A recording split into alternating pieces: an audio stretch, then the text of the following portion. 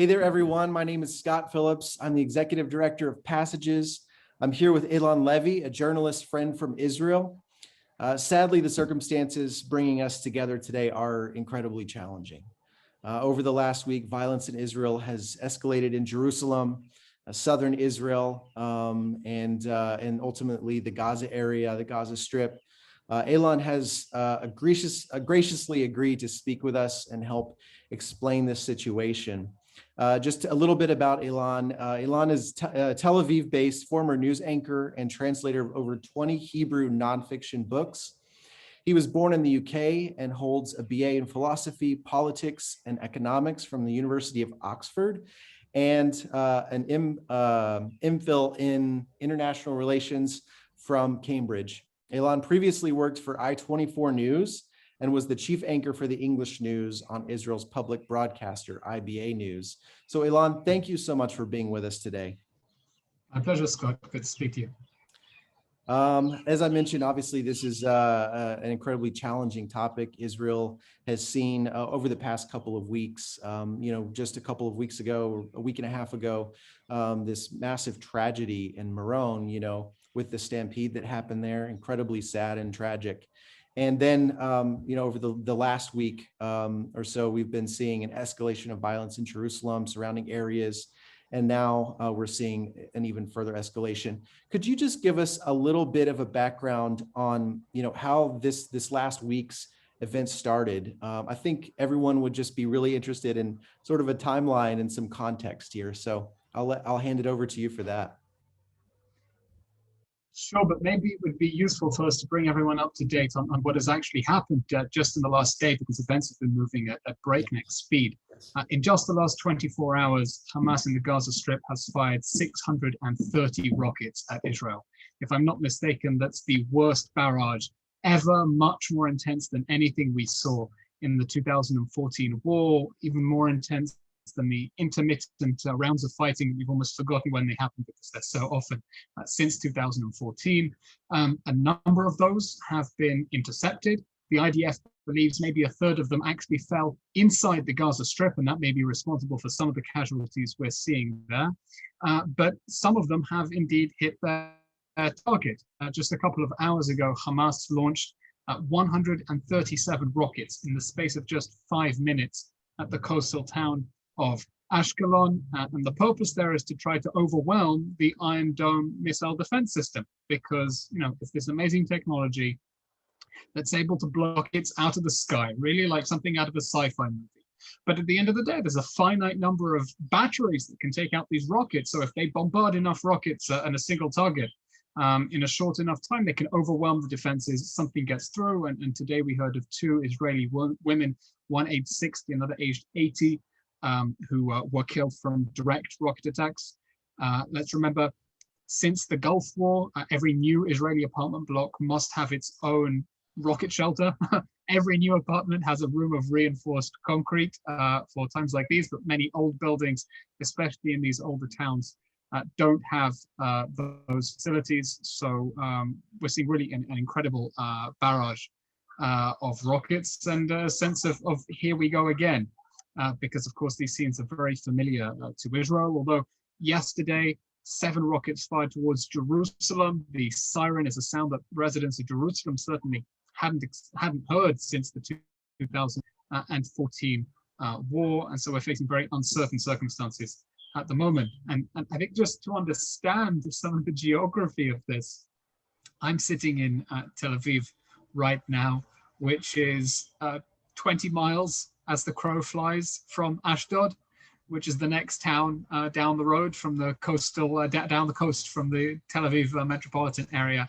Ashdod's a war zone today. Ashdod is a town that has been absorbing direct rocket strikes, and it's a half-hour drive away. So, when we talk about the Israeli South, it's not like in American terms, the South is a whole continent away from the North. This is a half-hour drive away, and that's if you're not speeding.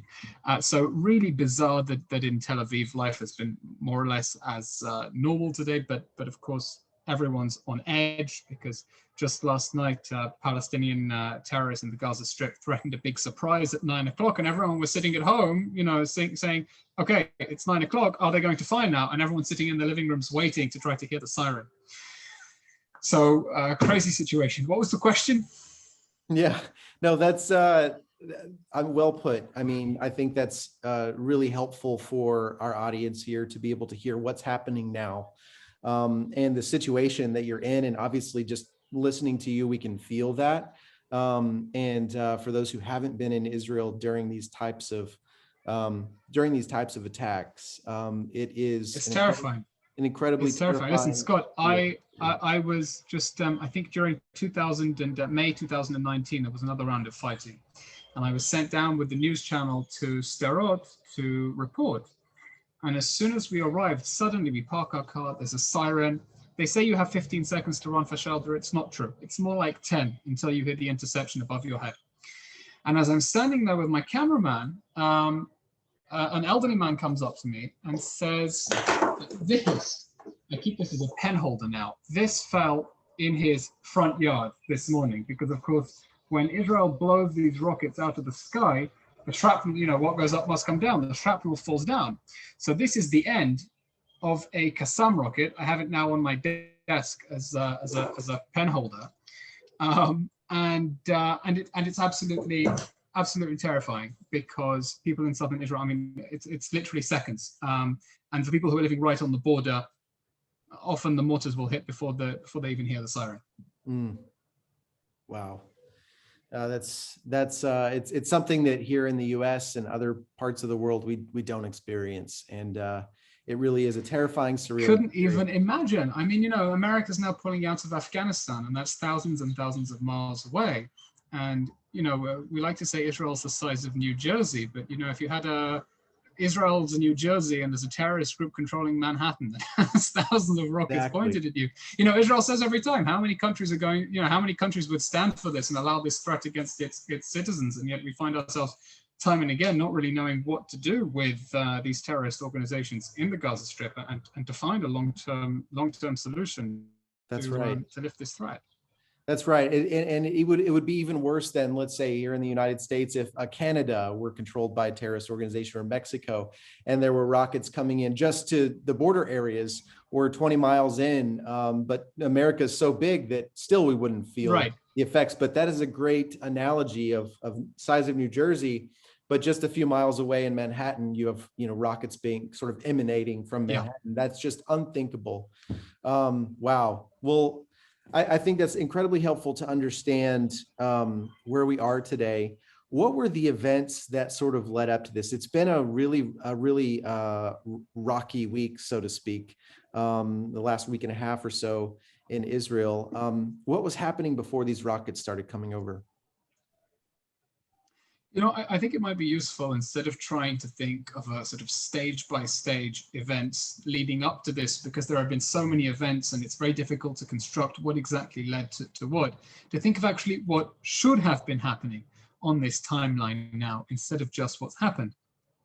The Palestinians were supposed to have elections. The first elections since 2005 or 2006 were supposed to be held on the 22nd of May. Mahmoud Abbas, the Palestinian president, announced these elections for reasons that we can only guess. He's been in power since 2005 on a 4-year term that he's extended by himself, and recently decided to cancel the elections. Now, for Hamas in the Gaza Strip, these elections were a win-win, because if it won, then it would get a foothold and a stronghold in Judea and Samaria in the West Bank. And that's its real goal, to take over the whole Palestinian movement instead of being stuck in this tiny coastal enclave of the Gaza Strip. That's a big win. But if it lost, then the worst that would happen is that the Palestinian Authority might take over Gaza, and it would keep its militias on the ground, like Hezbollah has a militia inside the sovereign state of Lebanon. And they would still be able to preserve their power without having to care for the civilian population, because it's clearly been such an abject failure at caring for their humanitarian needs.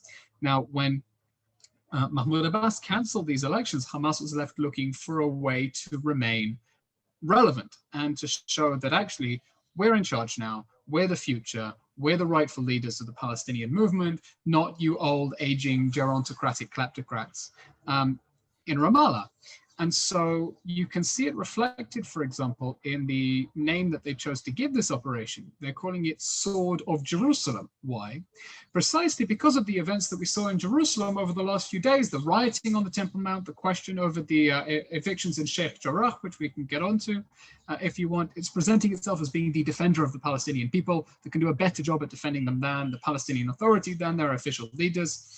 And so they needed an excuse. They needed an opportunity to try to claim the mantle.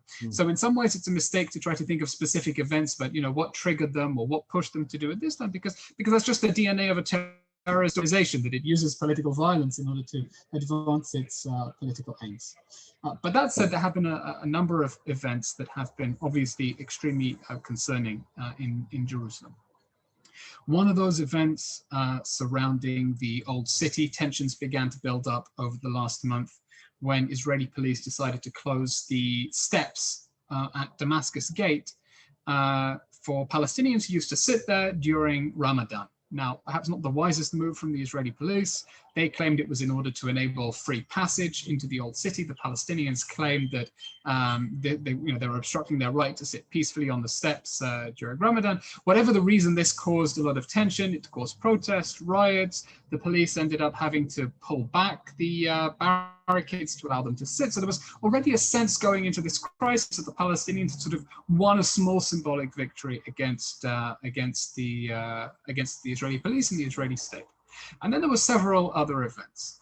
A very disturbing trend of Arab teenagers hitting Jewish teenagers in the street and putting it up on TikTok. That emerged as a TikTok challenge among Palestinian youth. There was a video that came out of a rabbi being beaten in Jaffa when he was trying to rent a property there. And that fueled a far-right ultra-nationalist march in Jerusalem just a few weeks ago that again fueled tensions between the two sides, bringing them out to the streets. Add on to that the question of Sheikh Jarrah, which we can get into and unpack properly. That's a neighborhood just north of the old city, where there have been legal proceedings to try to evict a number of Palestinian families who, to cut a long story short, are the leaseholders of the property because Jordan gave them a lease to the property back in the 1950s. But the freeholders, the people who own the land, is now a Jewish settlement organization that has been pushing the courts to have them evicted in order to move Jews in there. It's not an Israeli government initiative to try to move them. These are the legal landholders based on the fact that this land was owned by Jews before 1948, before Jordan took over. But anyway, the images of Palestinians, often very many people in very small apartments, being told to evacuate, being told to leave their homes, obviously touches a huge nerve within Arab society. So add onto all of that the tensions with the Israeli police around Ramadan, the questions of the evictions in Sheikh Jarrah, the Jewish ultra-nationalist groups as well, contributed to a febrile atmosphere where we ended up having once again riots on the Temple Mount. Images of rocks and firecrackers being stored inside the Al-Aqsa Mosque itself, Israeli police responding with stun grenades. Of course, those images of what appears on the TV like worshippers under attack from brutal, barbaric Israeli police make headlines across the Arab world. And actually, we're very lucky yesterday. Yesterday, we were a hair's breadth away from an event of apocalyptic proportions because during the Jerusalem Day celebrations, when there were thousands of religious nationalist teens celebrating in the Western Wall Plaza, it looks like Palestinians on the Temple Mount tried to fire fireworks from the Temple Mount into the Western Wall Plaza, but the fireworks hit a tree at the entrance to the Al-Aqsa Mosque and set it on fire. And there was a horrible 10 minutes when we're all watching on live TV as there seems to be a fire at the entrance to Al-Aqsa Mosque. And of course, everyone understands the cataclysmic implications if that fire were to spread and to affect the mosque itself, and the way that rumors would spread about whether Israel was involved. So add all of these events together. Last night, Hamas issued an ultimatum to Israel: pull your forces off the Temple Mount, or we will fire. Israel, of course, doesn't give in to that blackmail, and at 6 o'clock fires 7 rockets at Jerusalem. An incredible scene where the Israeli parliament, the Knesset, has to be evacuated in the middle of deliberation. I don't think that's something that's ever happened before. And then the situation escalated because they promised another Nazi surprise at 9 o'clock. That Nazi surprise was more rockets at Ashkelon, and here we are, 630 rockets later. Wow. Well, it's just seeing the videos coming out of Jerusalem, in the Western Wall area, and sirens going off, and everyone who was there just on the ground or trying to find a place to hide. And it's a surreal experience because that just doesn't happen in Jerusalem often. Like you said, the last time was it hasn't happened since 2014. Yeah, it was a surreal experience. I think you make a great point here about context. We can see something on social media, you can see something on TikTok or in the news, in the media, even, depending on whatever you're looking at. And what's missing is context, right? You know what, Scott? Let me give you an amazing example just from yesterday, which, as far as I'm concerned, is a textbook example of how images can be manipulated to spin you a certain story about what is going on. And if you change the angle of the camera or the time of the video clip, you see a totally new picture. Yesterday, an Israeli Jew was driving past one of the gates, the old city of Jerusalem, and was pounced upon by an Arab mob that started lobbing stones at his car. Some of them tried to even open the doors as he was driving. And in the video footage, the full video footage provided by the police, you see him reversing, trying to escape. And then the car lurches forward and hits one of the people who was throwing rocks at him. It's not clear whether he lost control, was trying to escape, but he's coming under a hail of rocks. Now, a video clip taken from another angle, by what looks like one of the Palestinians who was throwing rocks there, just shows your car accelerating and hitting someone. So of course that looks on social media as if an Israeli driver committing a car ramming attack against Palestinians, when actually take a step back, start the clip 5 seconds earlier, look at it from a wider angle, and you see him coming under attack from stone. So that's just a textbook example of how you have to be really careful about looking at the context and seeing the full picture, and not just specific images, because, thankfully, Israel's defenses are very strong. We're at 2 deaths inside Israel that looks like civilian casualties. Inside the Gaza Strip are higher, of course, a product of Hamas using civilians as human shields, firing rockets from inside civilian areas, sometimes from people's rooftops. But it's important to understand the context and the full picture in order to come up with, a serious, reasoned analysis of the situation, when it's so easy to just get swept away by dramatic images. No, that's right. That's right. And imagine, the casualties that would have happened if Iron Dome wasn't, developed several years ago. Right. I mean, the Palestinians really should thank their lucky stars that Israel has the Iron Dome system, because the Iron Dome allows the Palestinians to launch rocket attacks on Israel and for them to cause relatively little damage. I mean, 2 people dead is a lot of damage, but I mean, relatively compared to if these rockets had actually hit their targets. I mean, it doesn't bear thinking what would have happened if the 137 rockets fired over the space of 5 minutes had all hit their targets inside Ashkelon and Ashdod. If Israel is finding itself under barrages of over 100 rockets in the space of 5 minutes, and dozens of homes are getting hit, and we're having mass casualty events, there would be a lot more pressure for Israel to use overwhelming force to just make it stop. Just make it stop immediately, without the ability to have a little bit more patience, to go through the target bank in a more systematic manner. There would just be a lot of pressure for Israel to do something now, immediately, to make it stop. And by the way, that's one of the fears of what might happen in a future war with Hezbollah in the north. Hezbollah, the Iranian-backed Shiite terrorist group in Lebanon, has something like 150,000 rockets pointed at Israel.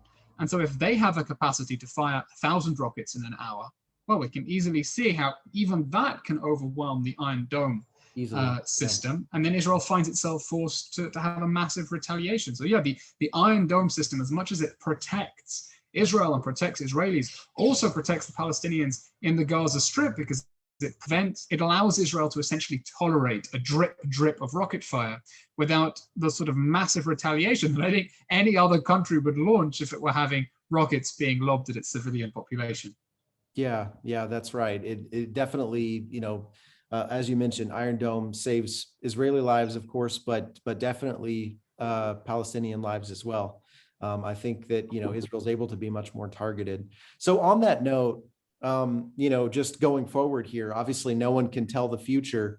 What's your analysis of sort of what's next? Again, no one can really tell, but would love to just hear your thoughts on, okay, here we are and what could happen. What are the different scenarios? I think at the moment we're looking at least a few days of intense fighting. And the reason is this: Israel didn't expect this round. Until yesterday, the message we were hearing from the security establishment was that Hamas doesn't want an escalation. It's not interested in an escalation. But Hamas proved that it was. I mean, yesterday, firing at Jerusalem was not an accident. This was a deliberate strategy. Now, it won't surprise you to learn that since the last round of fighting, Israel has, of course, been building up a target bank of targets that it needs to hit, either specific personnel. Today, Israel targeted the head of the Palestinian Islamic Jihad's rocket program, or specific terrorist infrastructure, because Israel has a strategy that's called mowing the lawn, which sounds really vulgar, but what it means is whittling Hamas down to size every once in a while.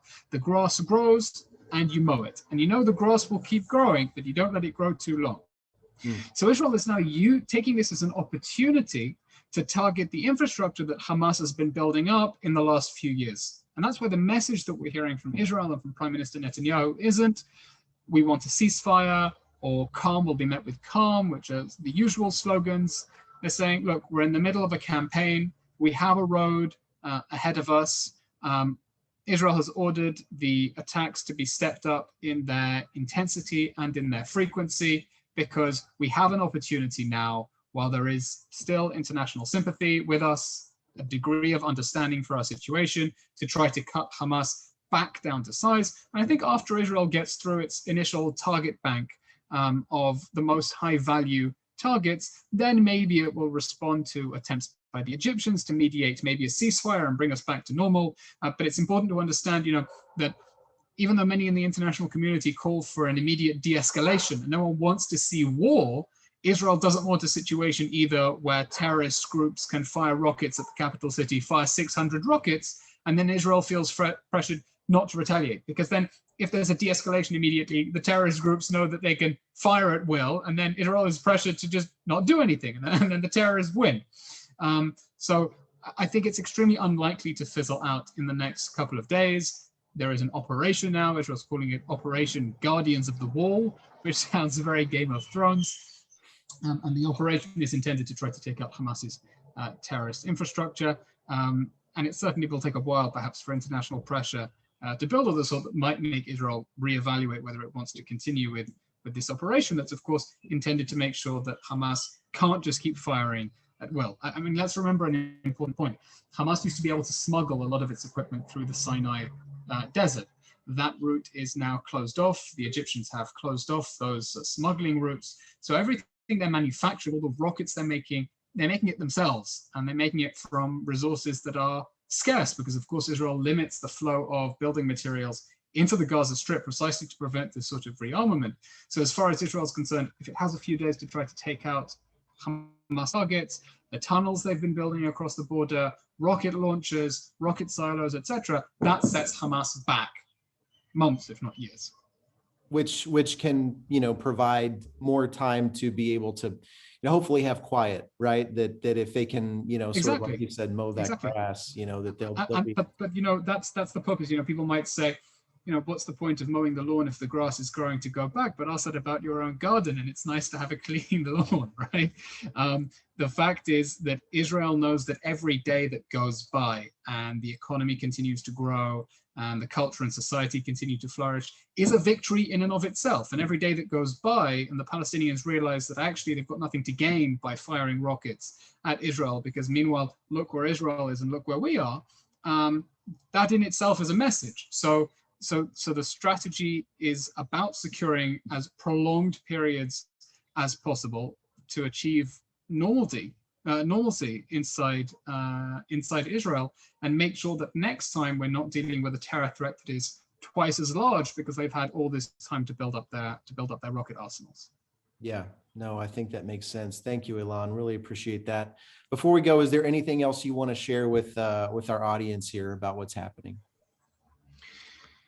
Nothing specific, but if followers, if viewers would like to follow me on Twitter, my Twitter account is at Eylon, Eylon, Levy, Levy. I'm tweeting a lot of the video footage, a lot of the images that are coming out, constant updates. So that would be a good way also to stay in touch if you have any questions and want to get in touch and see what's going on. And of course, we appreciate your support and sympathy. It's always useful in times like these, which are very bleak, to know that we have friends around the world who are checking in from time to time to see how we're doing. Absolutely. Well, thank you again, Eylon, for sharing with us, for giving us this important context. It's obviously really important to have context and to understand. Thank you so much to all of you who've watched this as well. We appreciate your care and concern for Israel, for its people, for all the people who live in Israel and the surrounding area. Please just continue joining us as we pray for peace in Israel and in the region. So thank you again, Eylon, for being with us today. Great. Thank you, Scott.